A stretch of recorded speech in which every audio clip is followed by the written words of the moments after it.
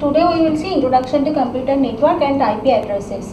What is computer network? Computer network can be defined as a system which can connect two or more computing devices for sharing and transmitting the information. So today we will see one example of computer network. So this is one network A, which is present in India, and there are so many hosts available, and one of the host is your host. And there are in the host there are so many processes available. Suppose you have opened your web browser and you have typed www.google.com. That means you want to get Google server. So from this India's network, I want to connect this Google server. Google server is present in somewhere in USA, maybe in California. This is network B. There are so many hosts available, and Google server is present in this host. Okay, now just I have typed this www.google.com. Now this domain name has to be converted in such a way so that it can first identify the network, then identify the host, then identify the process.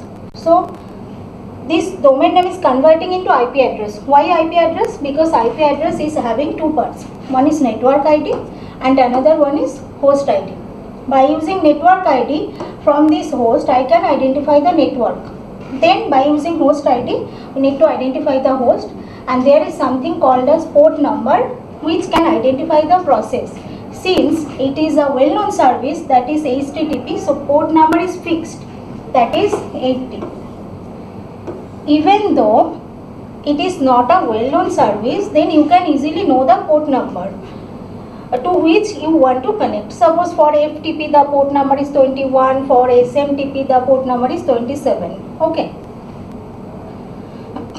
Now actually we are writing this domain name and then it is converting into IP address. But if we know this IP address, then we can directly contact with this Google server. But we are good with remembering the names rather than remembering the number. So that is why we don't know the IP address of this Google server. So first of all, there is something called as Internet Service Provider, which provides one service, domain name service, which is present inside the network itself, and this is domain name server. So first of all, this process will send an request to the DNS, please send me the IP address of Google server, then it will send back the IP address, then we can communicate. Actually we didn't want to go to the DNS, but actually we have to go DNS because we don't know the IP address. Okay, and not all the time you have to go to DNS. At the first time you can go to DNS, and if you know the IP address, then you can save in your PC and then you can use that. So this is actually called as DNS overhead. DNS overhead. Now before going to start the IP address, I am telling something about the number system. So first one is unary number. In 1970s, 1980s, they were supposed to use unary number. In Abacus also they have used that. Unary number can represent only one digit, that is 0. If I want to represent number 1, then only 1 0 I am putting here. If I want to represent 2, then 2 zeros. If I want to represent 3, then 3 zeros are there. Okay. Now then comes decimal. Decimal 0, 1 to till 9. We are getting here till 10 numbers, 0 to 9. Then comes binary numbers. Binary numbers, the base of binary number is 2. So how many numbers are possible? Only 2 numbers, that is 0 and 1. So if the base of any number is n, then how many numbers are possible? 0 to n minus 1. Okay. Then comes octal. Octal, base of octal is 8. So the numbers are possible 0 to 7. Okay. Then comes hexadecimal. Hexadecimal base is 16. 0, 1 to till 15 I will get, but I will not write 15 here. After 9 it will be A, B to F. Okay. So this is the unary number, binary numbers, and you have to be good with the binary numbers. Now if I want to represent 1 bit number, how many binary numbers are possible there? Only 2 binary numbers. One is 0, another one is 1.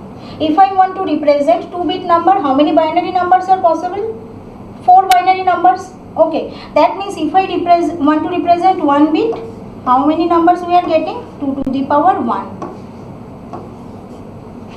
2 binary numbers. If I want to represent 2-bit number, how many binary numbers we are getting? 2 to the power 2. 4 binary numbers. Okay. If I want to represent 3-bit number, how many numbers we are getting? 8. 2 cube, that means 8 binary numbers we are getting here. So from these 2-bit numbers, if I choose the first bit only, then how many parts will I be dividing this entire address space? This is actually called the address space. The 2 parts, where the first part contain the first bit as 0 and the second part contain first bit as 1. And if I choose from here the first bit only, how many parts will I be dividing this entire address space? 2 parts, where the first part contains the first bit as 0 and the second part contains first bit as 1. Okay, if I choose the first 2 bit, then I am getting 4 parts. 2 bits, I am choosing first 2 bits, then 2 square, that means 4 parts I am getting. And if I choose the first 3 bit, then I will be getting all the distinct value. Total 8 parts I will get from here. Okay, so now if I want to represent n bit number, then how many numbers are possible there? 2 to the power n numbers. Okay, then from these 2 to the power n numbers, if I choose the first k bit, then how many parts will I be dividing the entire address space? 2 raised to the power k parts. So 2 to the power k parts I am getting from this number 2 to the power n. So the size of each part will be 2 to the power n by 2 to the power k, that is 2 to the power n minus k. Okay, and I already told you that IP address is of having 2 parts, network ID and host ID. In network ID, that means k parts is coming to the network ID and n minus k is coming to the host ID part. Okay. So coming to the computer network, the size of IP addresses is 32 bit. Coming to computer network, the size of IP address is 32 bit. So how many numbers are possible there? 2 to the power 32 numbers. Okay. So in 1970s, 1980s, they have made a division of this 32 bit number, 8 bits of network ID and 24 bits of host ID. Okay. 2 to the power 8, that means 256 networks. 256 network, it is a very small number, but in the host ID part, that is 2 to the power 24, approx value 16 million hosts. If anyone buy this network, they have to buy this many hosts also. And in 1970s, at that time, in computer network used to be very less. So at that time it was enough, this number of network was enough, but no practical network, rather not other than NASA, Pentagon will have the requirement of these many hosts. Okay, so that is why that is not scalable. So we even go for the class full IP addresses. Now we will see all the classes one by one. So this is the first one. So before going to that, this is the first one. The size of the IP addresses was 2 to the power 32. That means 2 to the power 32 number of IP addresses are possible here. If I choose the first bit, then how many parts I can divide? 2 parts. And only one, already one bit is fixed here. That is permanent. So how many bits are remaining? 31. So how many number of IP addresses are possible here? 2 to the power 31. Here also. This is the starting bit 0. This is 1. Okay. Now we are just left out the first part. Take the second one. Already one bit is fixed, that is 1. Then I am again choosing the second bit, that is 0, 1, 0. 2 bits are already fixed. Then how many bits are remaining from this 2 to the power 31? 2 to the power 30 bits are remaining now. Now this is 10 till 10 and then 1111 till 11. Okay. Now in this case, 2 bits are already fixed and I am taking the third one. So 3 bits are permanently fixed. How many bits are remaining from 2 to the power 30? 2 to the power 29. 29 bits are remaining. So this much IP addresses are possible here. Okay, so in this case 111 is already fixed and I am taking the another bit, that is 0. So 4 bits are already fixed. So how many bits are remaining here? 2 to the power 28. Okay, so now I am just calling it as class A. This is class B, this is class C, this is class D, and this is class E. Okay, now I will tell you how we can represent the IP addresses. IP address is 32-bit. The size of IP address is 32-bit. Okay, and I am dividing this 32-bit number into 4 parts, where each part is called as octet. Octet means 8-bit. Okay, so now the first one, there are basically 3 ways we can represent IP address. The first way is we can represent 32-bit numbers of all zeros and all ones, that is totally binary values. Or else the second way, we can convert the binary numbers into decimal value, then we will get a big number. And the third way is, what we can do, we can encode each octet into decimal and put a dot in the middle. That is called dotted decimal representation.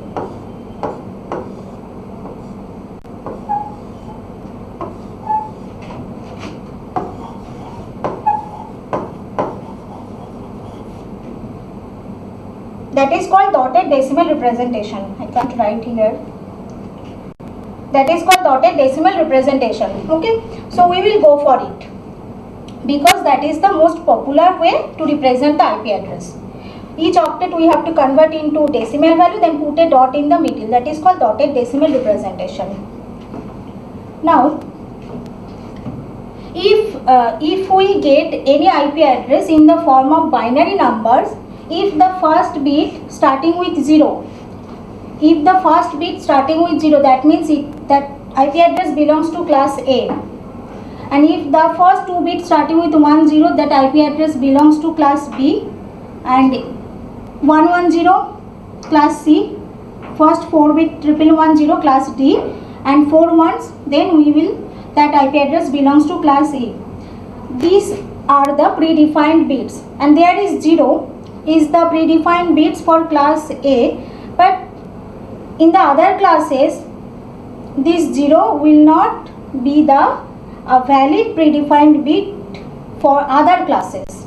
Okay, now we will see first class A. First we will see class A. What is total number of IP addresses present in class A? That is 2 to the power 31.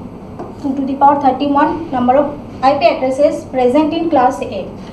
And we are going to make a division of these numbers into 2 parts, where 8 bits is in the network ID part and 24 bits in the host ID part. In the network ID part, in the first octet, already 1 bit is fixed, that is the selected bits. How many bits are remaining from these 8 bits? 7 bits. 2 to the power 7. 2 to the power 7 equal to 128 networks. So in class A, how many networks are there? 128 networks. And in the host ID part, 2 to the power 24, approx value 16 million IP addresses possible per network. Means in class A network there are 16 million IP addresses. So if anyone buy this network, they have to buy 16 million host also. Okay, now we will try to see the range of class A. The first selected bit is 0, that is 0, and the remaining bits, remaining spaces are 7. Okay, so 7 remaining spaces are there. 0 followed by 7 0. First number is 0. Then 0 0 0, last 1, I am getting 1. So till I will get in the last time 7 ones. I have written here 127. Why 127? 7 ones to 128. Why 127? Because the calculation is 2 to the power 7 minus 1. 2 to the power 7 means 128. Then you have to subtract 1 from this value. Then I am getting 127. So the range of class A is 0 to 127. But I am not writing here this range 0 to 127, because the first IP address and last IP address is not a valid IP address. This is used for some other purpose. Okay, sir. So that is why the range of class A is 1 to 126. Okay, and how many hosts are possible in class A? 16 million IP addresses are possible in class A. So who will buy this class A network? No practical network. Rather than NASA, Pentagon will buy this type of network, because if anyone buy this network, they have to buy 16 million host also, and that is not possible for all cases. Okay. Next we will see class B. In class B, they have made this division: 16 bits of network ID and 16 bits of host ID part. And in this part, in class B, it was the 2 bits were the selected bits. The 2 bits are the selected bits. So how many bits are remaining from the 16 bit? 14 bits. 2 to the power 14, approx value 16k. So 16k networks are there in class B, and the host ID 2 to the power 16. 2 to the power 16 IP addresses possible per network. Okay. Now we have to find out the range. Remember that if you want to find out the range of any class, always use the first octet. So 10 followed by 6 spaces, 60. So I am getting 128 here, then 0000001 129 till 6 ones. 6 1 means 2 to the power 6 minus 1. That means 64 minus 1. The value is 63. So we have to add this number in with 128. Then we will be getting 191. So the last IP address is 191. So I am getting 64 numbers. Okay. But I told you that how many networks are possible? 16k, 2 to the power 14. But I am getting only 64 number. You might get confused that how it is possible, because I have examined only the 1 octet. Still 1 octet is remaining. So from 1 octet I have got only this number. Still 1 octet is remaining. 2 to the power 6 into 2 to the power 8. So the value is 2 to the power 14. How the IP address can be represented? The first number 128.0, 128.1 till 128.255. Then 129.0, 129.1 till 129.255. So I will use this number into how many times? 256 times. Okay. So in that way I am getting this much networks. And how many IP addresses are possible in this class B? Total IP addresses possible 2 to the power 30. This is the network and this is the host. So 2 to the power 14 into 2 to the power 16, that means 2 to the power 30 IP addresses are possible in class B. Next we will see class C. This is class C. They have made the partition of 24 bits of network ID part and 8 bits of host ID part. And here in the first octet already 3 bits are the selected bits. Then how many bits are remaining from this network ID? 21 bits. 2 to the power 21, approx value 2 million. So 2 million networks present in class C. And how many number of hosts we can configure, or how many number of IP addresses present? 2 to the power 8, 256 IP addresses present in class C network. Okay. Now we have to find out the range by using only the first octet. Already 3 bits are the selected bits, 110 followed by 50. So I am getting 192. Similarly, in the last I am getting 5 ones. 5 1 means 2 to the power 5 minus 1, that is 31. So we have to add 31 with 192. Then I will get this value 223. So here also same thing. I am getting only 32 numbers, but the size of the network is 2 to the power 21, because I have examined only the first octet. Still 2 octets are remaining. So I am getting this value for class C network.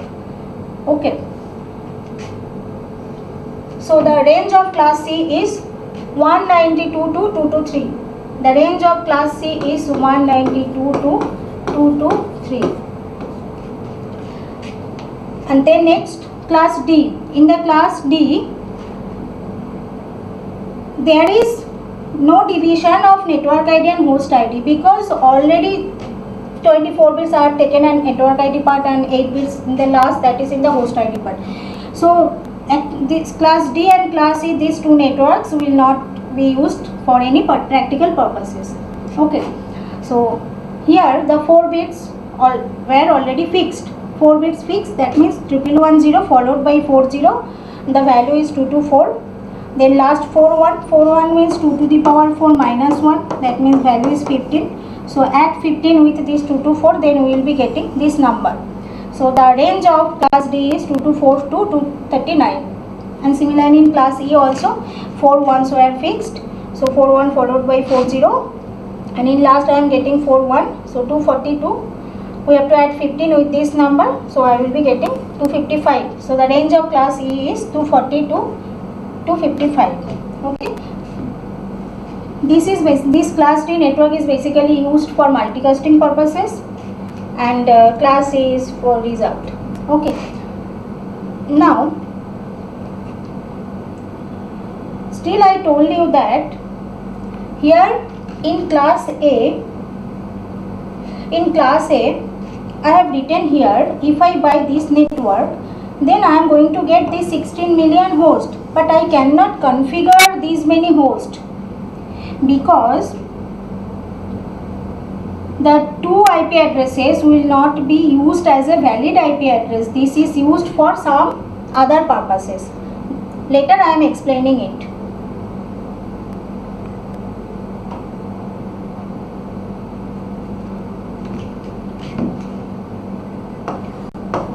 So the range of class A is 1 to 126, class B 128 to 191, class C 192 to 223.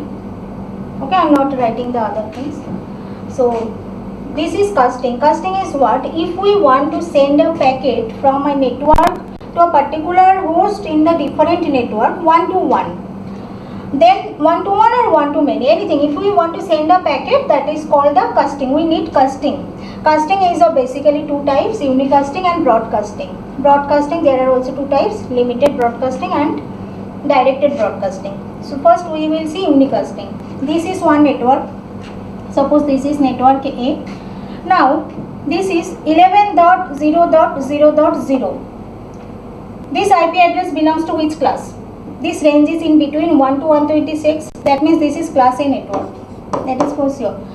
But in the host ID part, I have written all zeros.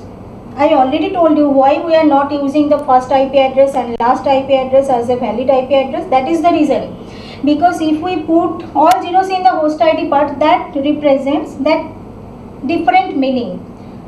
It is the network ID. It can identify this is the network. It can identify this network. Don't get confused with network ID and host ID. It identifies this network. Okay, so in this network there is one host whose IP address is 11.1.2.3. From this network, from this host, I want to send a packet to this host which is present in different network. Here also same thing. This is the network ID which can identify this network. 20 dot in the host ID part, all zeros. So how we can identify the network? Write one network ID and write host ID part, all zeros.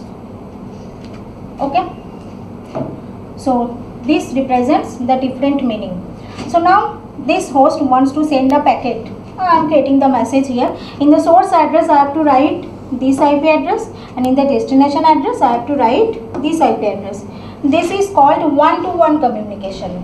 This is called unicasting. Okay. Then we will see the broadcasting. The first one, that is limited broadcasting.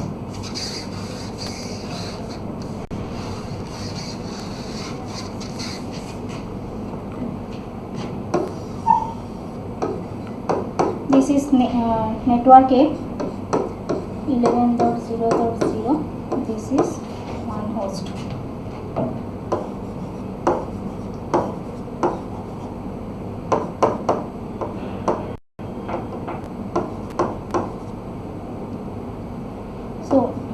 IP address of this host is this one. This is the network ID number. Now from this host I want to send the packet to every host present in this network, within the same network. That is called limited broadcasting. So what will be? So first create the message. Then in the source address I have to put this IP address 11.1.2.3. Then in the destination address what I should write? First we have to identify. Here we don't need to identify the network, because in the same network I am broadcasting this message to all, right? So 32-bit numbers of all ones. All ones means 255.255.255.255. This is the broadcast address. So limited broadcast address 255.255.255. This is called limited broadcast address. So within the same network, if you want to send a message to all, then you have to write the limited broadcast address. Okay. Then we will see directed broadcasting.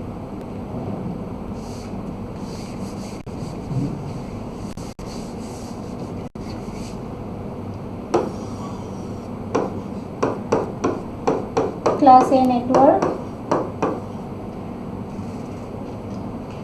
This is different network, class B, 20.0.0.0. From this host I want to forward this packet to the all hosts present in the different network, present in this network. I want to send this packet from this network to everyone present in this network. That is different from the limited broadcasting. So now